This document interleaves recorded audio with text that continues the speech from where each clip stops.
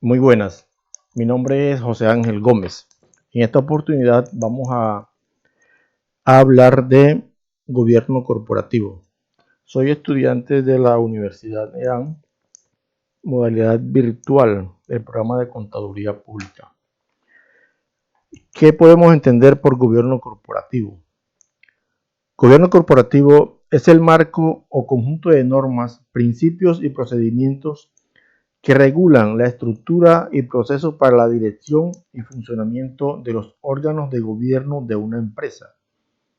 Por lo tanto, el implementar un consejo de administración asegura la rendición de cuentas, la equidad y la transparencia en la relación de una empresa con todas las partes interesadas. El gobierno corporativo establece las relaciones entre la junta directiva, el consejo de administración, los accionistas y el resto de las partes interesadas y estipula las reglas por las que se rige el proceso de la toma de decisiones sobre la compañía para la generación de valor.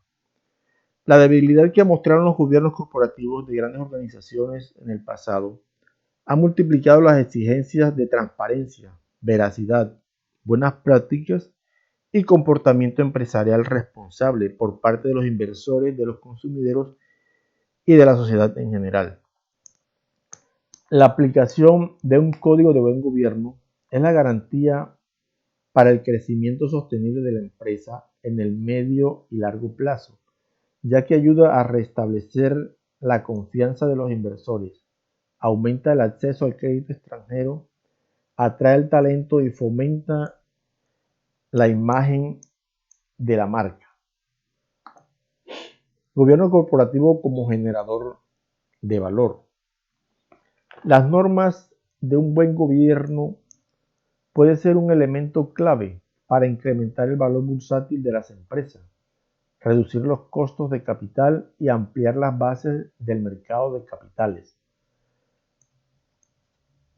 Una buena y saludable estructura de gobierno creará las condiciones necesarias para la toma de decisiones estratégicas que funcionen como palanca para el aumento de la competitividad y la generación de valor. Por último, las mejores prácticas en gobierno corporativo señalan que además de atender los intereses de los accionistas, manteniendo un diálogo permanente y eficaz y fomentando su participación activa en las decisiones de la empresa. Un buen gobierno corporativo tiene que responder ante las expectativas del resto del grupo de interés. Agencia. ¿Qué podemos entender por agencia?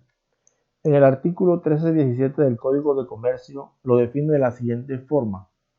Por medio del contrato de agencia, un comerciante asume en forma independiente y de manera estable el encargo de promover o explotar negocios en un determinado ramo dentro de una zona prefijada en el territorio nacional como representante o agente de un empresario nacional o extranjero o como fabricante o distribuidor de uno o varios productos del mismo.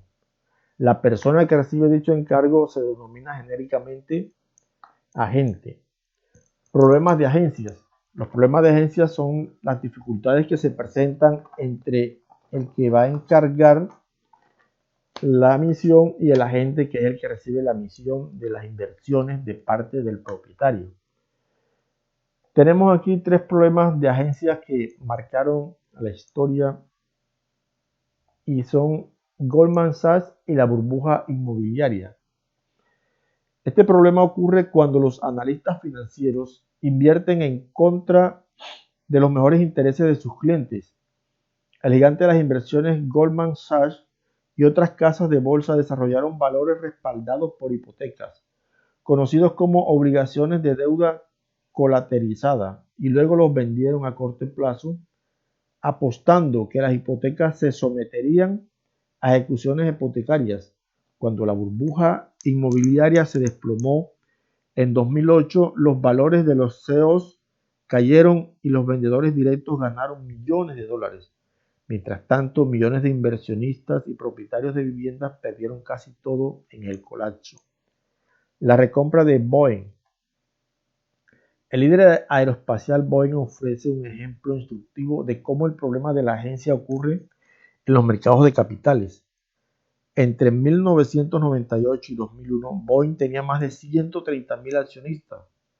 La mayoría de esos accionistas eran empleados de Boeing que compraron acciones de la compañía a través de sus planes de jubilación. Al mismo tiempo, Boeing planeaba recomprar gran parte de sus acciones, lo que hizo bajar el precio de sus acciones. Las acciones de los ejecutivos encargados del cuidado de la empresa dañaron el valor de las cuentas de jubilación de sus empleados. Otro problema, la compensación ejecutiva en WorldCom. Cuando un ejecutivo utiliza los activos de la empresa para suscribir préstamos personales, el problema de la agencia se presenta cuando la empresa contrae deudas para proporcionar a sus ejecutivos mayores ingresos. En 2001, Bernard Evers, CEO de WorldCom, obtuvo más de 400 millones en préstamos de la compañía a una tasa de interés favorable de 2.5%. WorldCom no reportó la cantidad en sus tablas de compensación ejecutiva en su informe anual. Los detalles de los préstamos no salieron a la luz hasta que el escándalo contable de la compañía llegó a las noticias. Principales mecanismos de gobierno corporativo. Existen dos tipos básicos de mecanismos de control: los mecanismos externos y los mecanismos internos. Mecanismos externos son aquellos que están al exterior de la empresa y son ellos el mercado de capital humano, el mercado de capitales, el mercado de bienes y servicios y el sistema legal.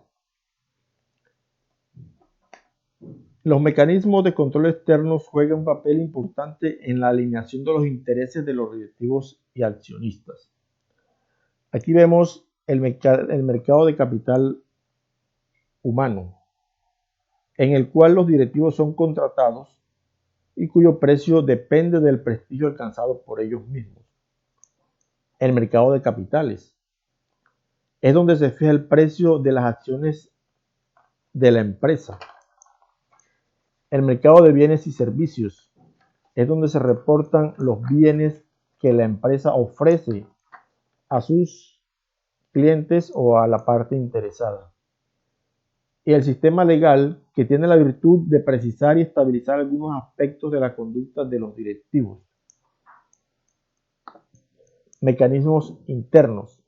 Entre los mecanismos internos tenemos la estructura de propiedad. Salas en 2002 dice: la propiedad de la empresa influye directamente en la competitividad de la misma. El éxito o el fracaso dependerá de cómo se tomen las decisiones. Este grupo tiene tres elementos fundamentales: es la familia o el grupo que controla la empresa, el porcentaje de acciones que poseen los accionistas mayoritarios y la participación accionaria de la empresa. El Consejo de Administración.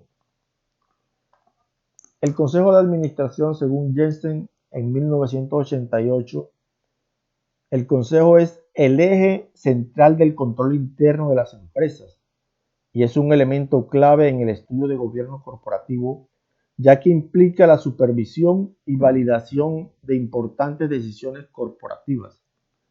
El Consejo de Administración incluye un presidente del Consejo, un director ejecutivo, un director de operaciones, un director de finanzas, un presidente, un vicepresidente, un tesorero y un secretario. Muchas veces los miembros del Consejo de Administración también son dueños de la empresa. La deuda. Según Jensen, 1988, sugiere que el nivel de endeudamiento puede actuar como un mecanismo supervisor de la agencia. Esto se debe al que, al tener que hacer pagos periódicos, se reduce el flujo de caja y por ende los gerentes o administradores tendrán menos posición de disponer de la caja para hacer algunos trucos. Los grupos de interés o stakeholders. Se entiende por stakeholders todas aquellas personas, grupos, empresas, la comunidad y la sociedad en cuanto tienen interés en la existencia y desarrollo de una empresa. Son los grupos que tienen interés en que la empresa sobreviva. Estos grupos de interés, personas o organizaciones, pueden afectar o verse afectadas por las decisiones de la empresa de la que están interesados. Estos grupos de interés pueden ser de intereses directos o de nivel internos. Ahí en este grupo encontramos a los propietarios, los directivos, los trabajadores, los proveedores y los clientes. Este es el grupo de interés que está directamente relacionado con la empresa o que está internamente relacionado con esta misma. Intereses indirectos o de niveles externos son aquellos que actúan externamente sobre la empresa. Son ese grupo de interés que la empresa puede llegar hacia ellos. En este grupo encontramos administración pública, competidores de la empresa, defensores de los clientes, ecologistas, grupos de intereses específicas, comunidad local, sociedad en general y los medios de comunicación. Muchas gracias y hasta luego.